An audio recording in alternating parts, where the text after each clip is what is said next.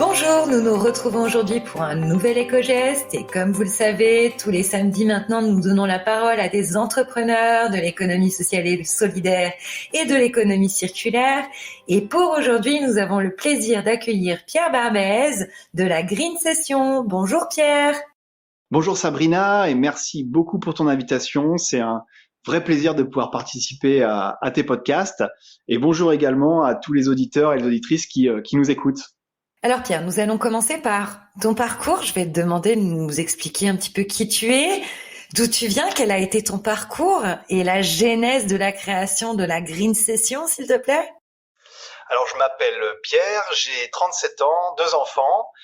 J'ai un parcours un peu atypique puisque à l'origine je suis microbiologiste et j'ai travaillé dans ce domaine-là pendant à peu près 12 ans. Donc après mes études, je suis parti en Australie, puis j'ai habité pendant quelques années aux États-Unis, avant de revenir sur Paris et enfin de retrouver la nature et l'océan, puisque ça fait 2 ans que je suis installé à côté de Nantes. Et c'est à ce moment-là que j'ai co-créé avec un ami de longue date, Vincent, la Green Session, qui est quelque chose pour nous qui allie passion et conviction. Juste pour information, Vincent, lui, il a un parcours aussi atypique puisque il est ingénieur dans les énergies renouvelables. Et on a vraiment voulu couper un peu avec notre métier où on était très impliqué, mais un peu la tête dans le guidon, et retrouver quelque chose qui pouvait nous animer et comme je viens juste de le dire, qui liait notre passion pour les sports de glisse et nos convictions écologiques et sociales. Alors, peux-tu nous en dire plus sur la Green Session et son déjà célèbre ponchouille? Alors célèbre, je ne sais pas, mais en tout cas c'est vrai que c'est un projet qui fait parler de lui et ça nous fait plaisir. Pour revenir sur la Green Session, en fait, la Green Session aujourd'hui c'est une association qui a pour objectif d'aider les passionnés de sport de glisse et d'outdoor à réduire leur impact. Donc nous notre objectif quand on a fondé la Green Session, ça a été de faire des contenus inspirationnels, des contenus de conseils, des contenus de décryptage, notamment au niveau du greenwashing, c'est quelque chose qui fait assez peur, pour pouvoir guider et aider donc les passionnés de sport de glisse, donc de surf, de kitesurf, de paddle, de ski, de snowboard, de skateboard aussi, et d'autres sports d'outdoor comme le trekking, à comprendre les impacts des produits qu'ils utilisent pour essayer de réduire justement cet impact et de faire le meilleur choix quand ils doivent s'équiper. Et au travers de la Green Session, on a voulu aller un peu plus loin sur un produit qu'on appelle notre produit totem, qui est le ponchouille. Et l'objectif, c'était de montrer qu'on était capable de fabriquer un produit avec le minimum d'impact possible. Et ce produit-là, donc, c'est le ponchouille, qui est un poncho de surf. Le poncho de surf, c'est un poncho fabriqué en serviette éponge qu'on enfile par la tête et qui est très utilisé par les surfeurs puisqu'il permet de se changer et notamment de mettre ou de retirer la combinaison de surf. C'est utilisé au final, on s'est rendu compte de ça après, dans plein de sports nautiques, natation, water polo, canoë-kayak, etc., etc. Et c'est aussi utilisé à la plage par n'importe qui en fait qui aura envie de se changer à l'abri des regards, puisque ça fait un peu comme une cabine de change. Qu'on s'est rendu compte quand on a creusé le sujet, c'est que des ponchos, il y en avait de plus en plus sur toutes nos plages. C'était assez rare d'en voir il y a quelques années et maintenant il y en a vraiment partout. Et en creusant, on s'est rendu compte que quasiment tous ces ponchos étaient fabriqués en Asie à partir de coton conventionnel. Donc le coton conventionnel, la problématique, c'est qu'il a besoin de beaucoup d'eau et beaucoup de pesticides. Donc c'est un produit qui a un énorme impact. Et donc c'était fabriqué assez loin et importé en France. Du coton, il en pousse pas en France et pourtant on en a plein. On en a plein nos poubelles. En fait, on jette énormément de coton qui est récupéré par des centres de tri textile et notamment les centres qui s'appellent les centres Le Relais.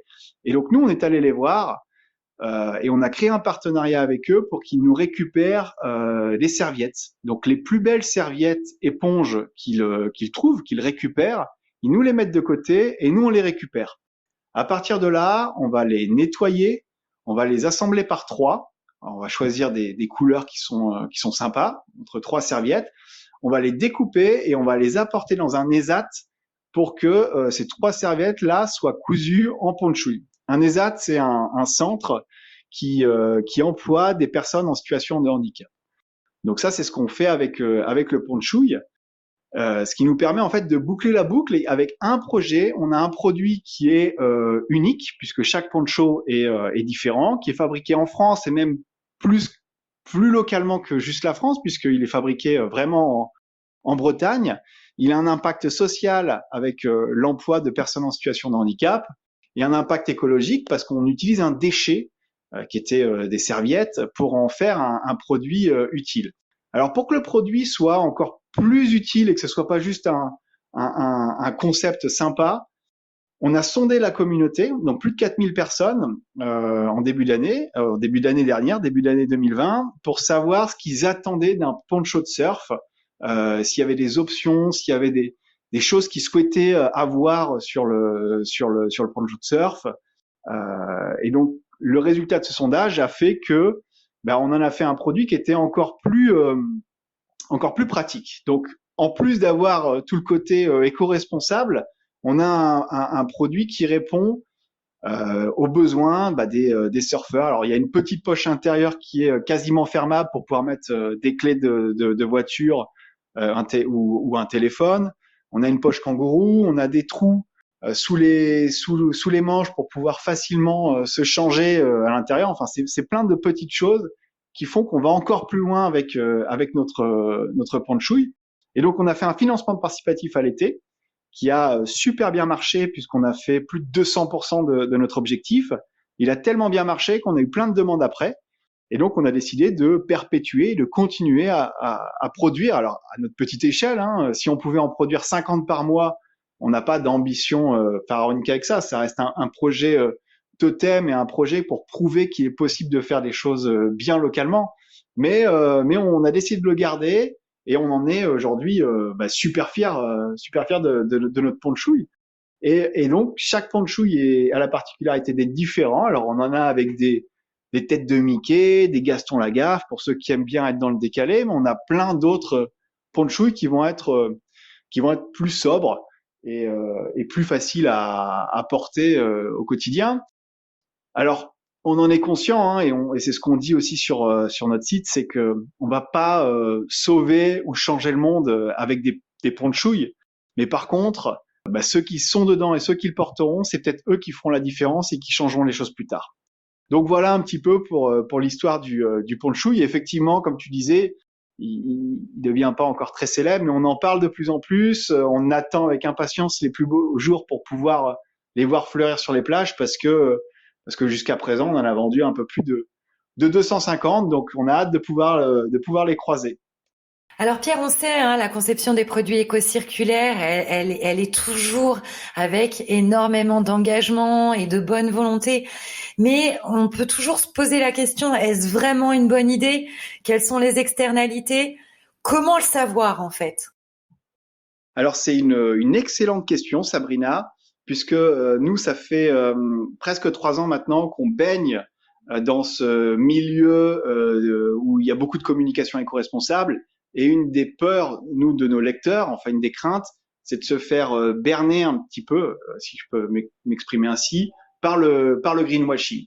Pourquoi? Parce que de plus en plus de marques communiquent sur leur côté green, leur côté vert, leur côté éco-responsable et social.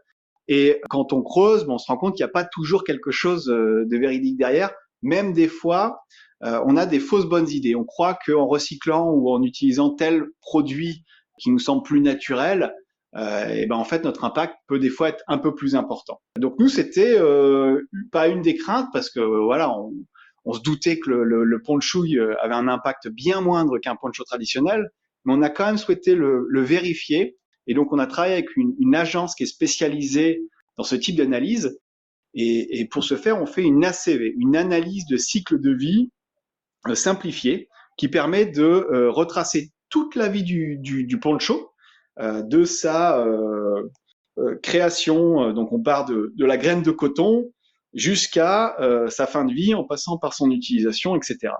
Et donc on l'a fait, cette analyse pour le poncho traditionnel, celui qu'on va trouver dans le commerce, et on l'a fait également pour le ponchui. Et on a comparé en fait les deux cycles de vie et les impacts qu'on pouvait avoir pour chacun des ponchos.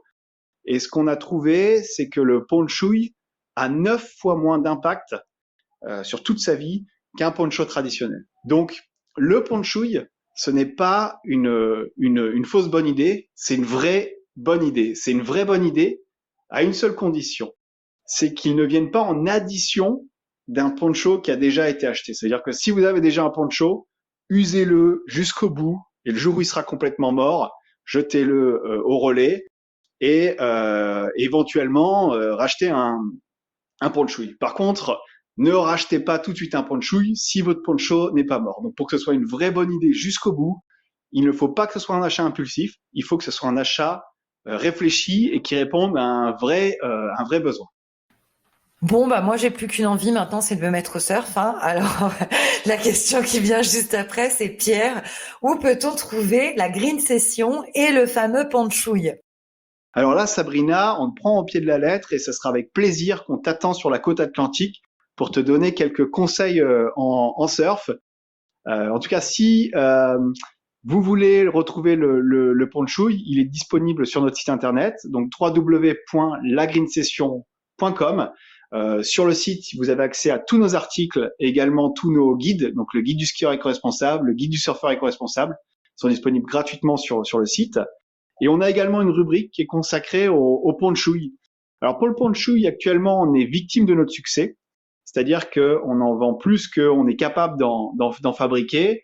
Donc on fonctionne en précommande. Donc sur le site, vous pouvez précommander votre ponchui et dès que on en a fabriqué une vingtaine ou une cinquantaine, on les prend tous en photo et on vous envoie un email et comme ça vous pouvez le choisir sur photo parce que on a vraiment de tout. On a des ponchui qui vont avoir des Gaston Lagaffe, des Mickey. On en a qui sont beaucoup plus sobres. Donc à chacun de choisir le ponchui qui lui convient le mieux. Et puis on est également présent sur tous les réseaux sociaux, donc Twitter, Facebook, Instagram, LinkedIn.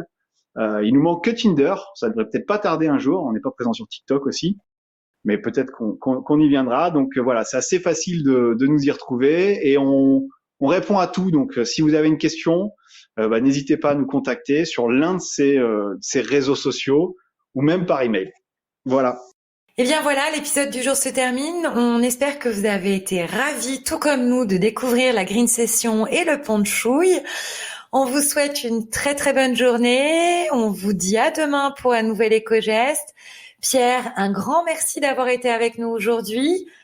À très bientôt. Et merci beaucoup Sabrina et merci aux auditeurs et aux auditrices de nous avoir écoutés jusqu'au bout. Et je lance l'invitation. Hein, si vous passez sur la côte atlantique entre la Bretagne et Nantes, même si Nantes peut peut-être faire partie de la Bretagne, ça c'est un vaste débat. N'hésitez pas à nous faire un petit coucou et puis ça sera avec plaisir qu'on vous rencontrera, qu'on pourra vous parler et de la Green Session et vous montrer quelques modèles de ponchui. Donc merci beaucoup, bonne journée à tout le monde et à très bientôt. Au revoir.